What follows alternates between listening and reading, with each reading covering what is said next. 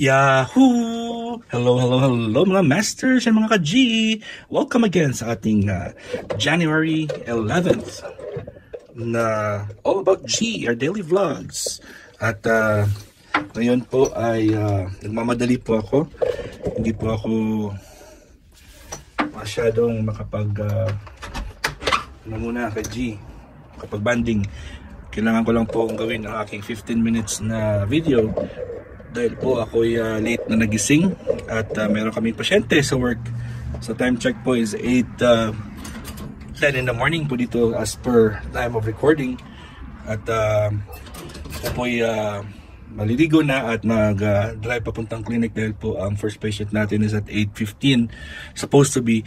Pero usually nag-open po ako 8:30 at 8:30 pala yung pasyente pero 8:15 po ako nandun na dapat ako sa clinic kasi dapat mauna po ako sa pasyente at kakaiya naman pag nauna pa yung pasyente sa akin, diba?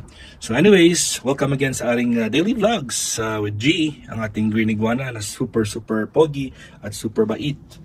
At ito po ang kanyang nagdagay pala ako dito ng bowl ng tubig lang po yan kasi mahilig po siyang isawsaw yung kanyang ulo at yung kanyang katawan po sa tubig habang po siya ay natutulog or habang po siya ay nagpapahinga dahil siguro mas maganda yung feeling niya pag malamig yung kanyang ulo.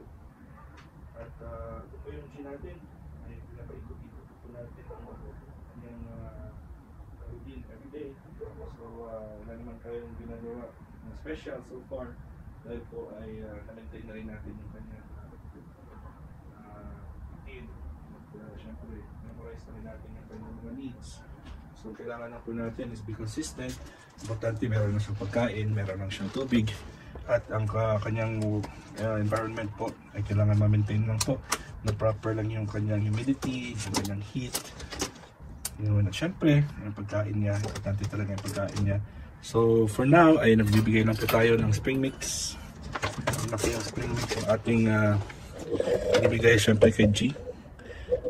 Mga 4-5 araw niya itong consumo siyang spring mix. Mura lang naman yung spring mix, siguro mga $4, $5, pero at least sureball na hindi siya okay, healthy po sa kanya. So ito po yung kanyang spring mix ni G, the green iguana. Meron na pong natira kasi kaninang umaga nung nagising po ako, ako yung dumiretso at naglagay ng konti lang kasi parang kagabi na sobrang pagod ko po nung pagdating namin from work ay wala, na-back down talaga ako, nakatulog talaga ako at hindi na ako nag-check. Super empty na pala yung kanyang pagkain at hindi naman araw-araw na ganyan. Kung minsan po ay punong-puno, kung minsan po ay kalahati ng araw ay ubos na po ni G yung kanyang pagkain. Kaya depende yan sa kanyang appetite, sa kanyang metabolism. At habang po ay ako ay nagsasalita, ako ay nagpe-prepare din ng kanyang tubig sa kanyang humidifier. Inalagyan natin ng tubig yan. At pasensya na po at itong araw na to ay rush hour ko talaga. Hindi nga ako nakapagtawag pa kay misis ko, kay Big Earth Vlogs, kay Big Earth ko. Dahil po ako ay late na nagising at diretso na agad sa pagligo pagkatapos po ng video na ito. At alam kong kinukuha ko yung video na ito siyempre the day before ng ating kung kailan mo pa ninyo ito napapanood. So halimbawa ngayon ay 11 January 11, 6 o'clock ng umaga. Sa akin po ay kinukuha ko ito January the 10th, 8:30 ng umaga, 8:15 ng umaga, or sometimes 7:30 kasi hindi ko naman pwedeng kunin yan the same time kasi iba yung oras natin. Meron tayong 14 hours na differential from the place where I'm in sa El Paso, Texas at sa Pilipinas. Meron tayong 14 hours difference. Alright, so mga masters, mga ka-G, anong balita sa inyo dyan? Siyempre maraming salamat po talaga sa inyong taus-pusong suporta at pagmamahal po kay Master Worm at of course kay G, the green iguana. At punong-puno yung schedule natin mamaya sa clinic. At ano na lang natin ito, ano natin yung opisina, yung clinic kasi kailangan natin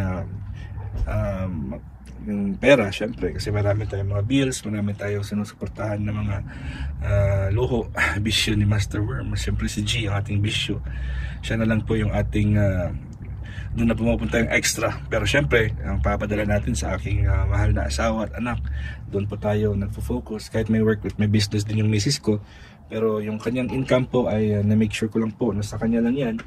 At yung mga needs ng aking anak na si Big tuition fee at mga needs niya ay hindi magagaling sa kanya at magagaling po kay Daddy. Kaya tayo magsispray na ngayon ng tubig para fresh na naman ang ating G with humidity. Importante yan. Ayun, gumalaw-galaw na po yung G natin dahil na basa na siya ng tubig. Sabi niya, buhay na naman ako, Daddy Master.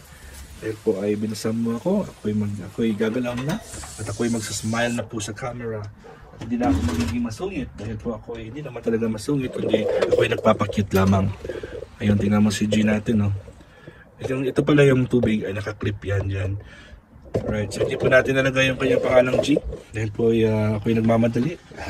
Pero pwede pa natin ilagay yan, for the sake of art. For the sake of art ba? Ito po yung kanyang G, pangalan. Meron palang paa niya ay nakadikit. Nakadikit pala yung paa ni G natin. Huwag na lang. Ito na lang yan sa ilalim. Nakadikit yung kanyang kuko. Kaya mahirap kunin. Kailangan talaga tingnan mo siya sa mata. Pag makita niyang medyo tingnan siya sa mata, hindi na siya nagre-resist. Alright mga masters, ito po yung ating G. Ang ating pinaka mabait na alaga. Kumbaga, wala naman akong ibang bisyo dito kundi si G lang. So ito yung kanyang tubigan. Sinasawsaw niya yung kanyang ulo dyan. Gustuhan na siguro pag sa gabi nilalagay niya kanyang ulo dyan dahil po ay siguro mas gusto niya yung mas malamig-lamig na kasi mainit kasi yung ilaw eh. So ginagawa niya, ninulublob niya yung magalaw yung aking tripod. Inulublob niya yung kanyang ulo dyan para naman ma-freshen up siya. Hindi muna tayo magpapaligo kay G kasi wala na tayong oras. At dito yung kanyang pagkain ay puno naman. Saka yung tubig niya fresh naman yan bagong kakapalit na natin yan. Alright, so ito po yung G, yung ating G na sobrang spoiled ni Daddy Master. Nagpapakit na yan po si G. Wala tayong ibang pag-uusapan ngayon kung yung pagpapakit ng po ni G. At syempre maraming salamat ulit at dahil po sa inyo ay na-maintain naman po yung ating WH, ating watch hours, at may dumadami din yung mga nagko-curious kay G at marami nagtatanong, marami nagre-react. At syempre kung wala sa inyo dyan sa mga comments nyo ay hindi naman tayo magiging successful.